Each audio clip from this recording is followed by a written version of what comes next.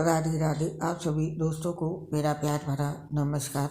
दोस्तों, इस पोस्ट में हम जानेंगे तिलकुट चौथ से जुड़ी वो बातें कि सकट चौथ पे हमें कौन सी गलती नहीं करनी चाहिए, सकट चौथ व्रत के नियम क्या हैं, साथ ही जानेंगे सकट चौथ के दिन कौन सी चीज़ें खानी चाहिए, सकट चौथ क्यों मनाया जाता है, आदि आदि। सकट चौथ एक प्रमुख हिंदू त्यौहार है जो हर वर्ष मनाया जाता है। ये त्यौहार महिलाओं द्वारा रखे जाने वाला एक व्रत है। सकट चौथ का व्रत पति की लंबी आयु, संतान की लंबी आयु और खुशहाली के लिए रखा जाता है। इस दिन महिलाएं पूरे दिन उपवास रखती हैं, शाम को चंद्रमा की पूजा करती हैं। सकट चौथ के व्रत में क्या खाना चाहिए और इस सकट चौथ व्रत को क्यों मनाते हैं। सकट चौथ के दिन भगवान गणेश जी की पूजा अर्चना करके उनके नाम से व्रत रखा जाता है। इसे करने से माना जाता है कि सभी कष्टों का निवारण होता है और जीवन सुखमय बनता है। सकट चौथ माघ महीने की चतुर्थी के दिन मनाया जाता है। इसे तिलकुट चौथ और संकटी चौथ के नाम से भी जाना जाता है। इस दिन भगवान गणेश की पूजा अर्चना के साथ साथ व्रत भी रखा जाता है। सकट चौथ व्रत में क्या खाना चाहिए और इस दिन कौन से काम नहीं करने चाहिए, इस बातों की जानकारी सबको होनी चाहिए। सकट चौथ का व्रत संतान की लंबी उम्र एवं खुशहाल जीवन के लिए रखा जाता है। मान्यता है इस दिन व्रत करके विघ्नहर्ता भगवान गणेश जी की पूजा अर्चना करने से समस्त कष्टों का नाश होता है और संतान के जीवन में आने वाली सभी विघ्न बाधाओं का अंत होता है तथा रिद्धि सिद्धि के स्वामी गणेश जी की कृपा अपने भक्तों पर सदैव बनी रहती है। पौराणिक मान्यताओं के अनुसार सकट चौथ का व्रत माँ पार्वती ने कार्तिकेय से मिलने व भोलेनाथ ने माँ पार्वती को प्रसन्न करने के लिए किया था। मान्यता है कि इस दिन विधिवत गणेश जी की पूजा करने से निसंतान को संतान की प्राप्ति होती है और संतान संबंधी सभी समस्याओं का निवारण होता है। सकट चौथ के दिन भगवान गणेश को तिलकुट का भोग लगाना चाहिए। साथ ही जो महिलाएं इस दिन व्रत रखती हैं उन्हें कुछ विशेष बातों का ध्यान रखना आवश्यक है, क्योंकि यदि इन बातों का ध्यान न रखा जाए तो इसका परिणाम उनके जीवन में उल्टा साबित हो सकता है। आइए पहले जानते हैं सकट चौथ पर हमें कौन सी गलती नहीं करनी है, इनका विशेष ध्यान रखना है। इस दिन गणेश जी को तुलसी नहीं अर्पित करनी है। ध्यान रहे विघ्नहर्ता भगवान गणेश की पूजा में तुलसी के पत्तों को बोलकर भी शामिल नहीं करना चाहिए। पौराणिक कथाओं के अनुसार तुलसी ने गणेश जी की तपस्या को भंग कर दिया था, जिससे गणेश जी ने क्रोध में आकर तुलसी को अपनी पूजा में शामिल न होने का श्राप दिया था। इसीलिए सकट चौथ के दिन भगवान गणेश जी की पूजा में तुलसी के पत्तों को शामिल ना करें, उनकी जगह दूधवा चढ़ाएं। गणेश जी को दूधवा अत्यंत प्रिय है और भूल कर भी इस दिन काला वस्त्र ना पहने। सकट चौथ के दिन व्रती महिलाएं भूल कर भी काले रंग का वस्त्र धारण ना करें। इस दिन लाल या पीले रंग का वस्त्र पहनना शुभ माना जाता है। सनातन धर्म में काले रंग को पूजन या किसी शुभ कार्यों में प्रयोग वर्जित माना गया है, तो इस दिन काला कपड़ा बिल्कुल ना पहने और चंद्रदेव को अर्घ्य देते समय इन बातों का विशेष ध्यान रखें। सकट चौथ के दिन चंद्र पूजन का भी विधान है। इस दिन चंद्रदेव की पूजा अर्चना कर अर्घ्य देने से ग्रह नक्षत्र मजबूत होते हैं और दरिद्रता का नाश होता है। ऐसे में जल में चावल और दूध मिलाकर चंद्रदेव को अर्घ्य दें, लेकिन ध्यान रखें कि अर्घ्य देते समय आपके पैरों पर इसके छींटे ना पड़े और इस बात का भी ध्यान रखें कि चंद्रदेव को अर्घ्य दिए बिना पूजा पूरी नहीं होती है, अपूर्ण मानी जाती है। आपको बता दें कि सकट चौथ का व्रत चंद्रदेव के अर्घ्य दिए बिना पूर्ण नहीं माना जाता है। जिस प्रकार करवा चौथ के व्रत में चांद को अर्घ्य देने के बाद ही पारण किया जाता है, ठीक उसी प्रकार सकट चौथ का व्रत होता है। इसीलिए भगवान गणेश जी की विधि विधान से पूजा अर्चना के बाद चंद्रमा को अर्घ्य दें। चंद्रमा को अर्घ्य देने के बाद ही पूजा पूर्ण और फलदायी मानी जाती है और इसके साथ ही इस दिन महिलाओं का अपमान ना करें।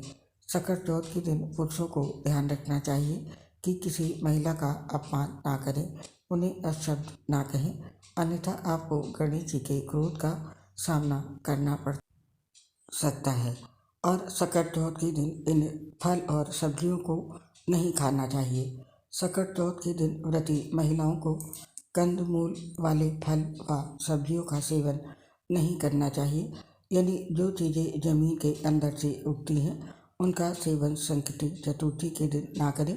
साथ ही मूली, चुकंदर, गाजर, प्याज आदि का सेवन भूल कर भी नहीं करना चाहिए। और इसके साथ ही इस बात का भी विशेष ध्यान रखें कि चतुर्थी तिथि से एक दिन पहले व्रती महिलाएं या घर के सदस्य भूलकर भी मांस मदिरा का सेवन ना करें। इस दिन सात्विक भोजन करना चाहिए। तो इन बातों का विशेष ध्यान रखें। और अब जानते हैं सकट चौथ के दिन व्रत में क्या खा सकते हैं। सकट चौथ व्रत को सफल बनाने के लिए व्रत के दौरान क्या खाया जा सकता है और क्या नहीं, इस पर विशेष ध्यान देना चाहिए। आइए जानते हैं सकट चौथ के व्रत में क्या खाना चाहिए। सकट चौथ के दिन निर्जला उपवास करना होता है। इस दिन आपको कुछ भी नहीं खाना है। अन्न का सेवन इस दिन मना है, लेकिन आप निर्जला उपवास के साथ फलाहार कर सकते हैं। इसमें अगर आप मीठे फलों का सेवन करते हैं तो ये अति उत्तम माना जा सकता है।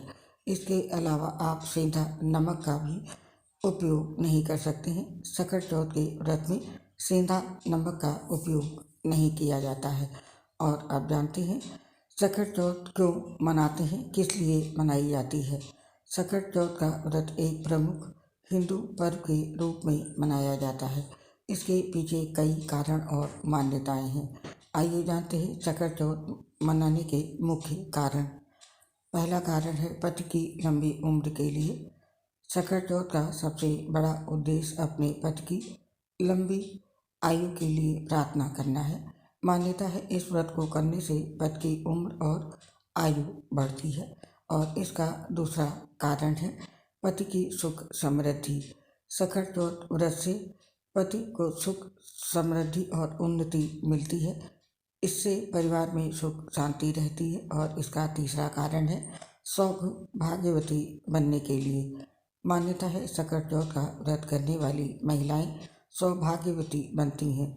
उनके परिवार में सुख शांति आती है। और कष्टों से मुक्ति पाने के लिए जीवन में आने वाली विभिन्न परेशानियों और कष्टों से मुक्ति पाने के लिए भी सकट चौथ का व्रत किया जाता है। और इसका पांचवा कारण है धार्मिक मान्यताओं के कारण। हिंदू धर्म में सकट चौथ को बहुत महत्व दिया जाता है। धार्मिक मान्यताओं और पौराणिक कथाओं के आधार पर भी ये व्रत मनाया जाता है। तो ये थे सकट चौथ मनाने के 5 बड़े कारण। और अब जानते हैं कि सकट चौथ व्रत क्यों करना चाहिए। सकट चौथ व्रत करने से मनुष्य को कई सारे लाभ होते हैं, इसीलिए इसे किया जाता है। इस व्रत से मनुष्य को होने वाले कुछ लाभों को हम आपको बता रहे हैं। सकट चौथ व्रत करने से परिवार में सुख शांति बनी रहती है। सकट चौथ का व्रत करने से संतान की आयु लंबी होती है। इसीलिए कुछ माताएं अपनी संतान की लंबी आयु के लिए इस व्रत को करती हैं। और सकट चौथ का व्रत करने से संतान निरोगी रहती है। सकट चौथ का व्रत करने से ऐसा माना जाता है कि जातक के सभी प्रकार के दुख दूर होते हैं और उसे सभी कष्टों से मुक्ति मिलती है। इसके साथ ही जो व्यक्ति सकट चौथ का व्रत करते हैं उन पर भगवान गणेश की विशेष कृपा बनी रहती है। तो इसलिए हमें गणेश चौथ का व्रत करना चाहिए। और अब जानते हैं सकट चौथ व्रत से क्या लाभ होते हैं। सकट चौथ उपवास को पूर्ण नियमों और रीति रिवाजों के साथ मनाने से भक्तों को निम्नलिखित लाभ मिल सकते हैं, जैसा कि विश्वास किया जाता है। इस व्रत से वंशहीन जोड़ों को संतानों का आशीर्वाद मिलता है और उनकी कल्याण सुनिश्चित होती है। साथ ही ये बच्चों को स्वास्थ्य से संबंधित समस्याओं से बचाता है और उन्हें ज्ञान प्रदान करता है। और ये अवरोधों को हटाता है और सफलता की राह खोलता है। छात्र इसे शिक्षा और करियर में सफलता प्राप्त करने के लिए अनुसरण कर सकते हैं। इस उपवास से आर्थिक विकास होता है और व्यापारों को समृद्धि मिलती है। इस दिन गणेश जी की पूजा करके लाभ और धन आते हैं। साथ ही ये मांगलिक दोष को दूर करता है और शनि ग्रह को प्रसन्न करता है। साथ ही भाग्य में सुधार होती है। इन्हें विवाहित सुख की प्राप्ति में भी सहायक होता है ये व्रत विश्वास के साथ कई वर्षों तक रखने पर हमेशा हादसे या विधवा होने का भय दूर रखता है। साथ ही सकट चौथ उपवास से कहा जाता है कि ये अस्थायी रोगों को दूर करता है और अच्छे स्वास्थ्य और दीर्घायु प्रदान करता है। तो सकट चौथ व्रत से हमको ये लाभ प्राप्त होते हैं। और अब जान लेते हैं सकट चौथ व्रत करने वाली महिलाओं को कौन कौन से नियमों का पालन जरूर करना चाहिए।